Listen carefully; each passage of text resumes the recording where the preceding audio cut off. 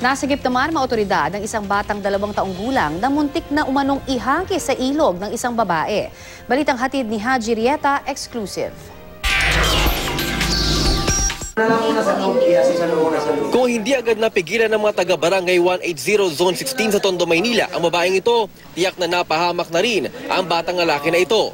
Kagabi kasi, tinangka mo nung ihagis sa ilog ang batang hawak na nasa 2 taong gulang lamang.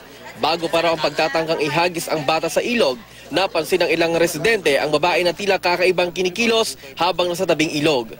Kwento ng mga residente, nakita raw nila yung babae na palakad-lakad dito sa bahaging ito ng tabing ilog. At nakita nila na tila nilagay na dito sa bahaging ito yung bata kasama nga yung babae, ay nagulat sila at natakot na sila dahil halos 10 feet ang lalim ng ilog na ito. Kaya naman gumawa na sila ng paraan nang sa ganun ay mapigilan ang tila paglaglag sa batang ito.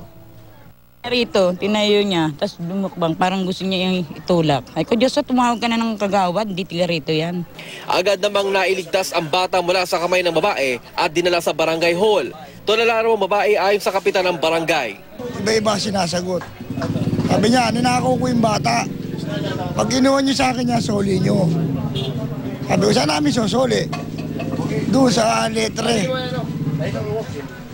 Ano bang sabi ng nanay? Bakit daw niya itatapon sa ilog? Wala sinasabing gano'n. Basta ninakaw ko yan, sabi niya. Maging ang mga pulis ng MPD Station 1, hirap ding makausap ang babae.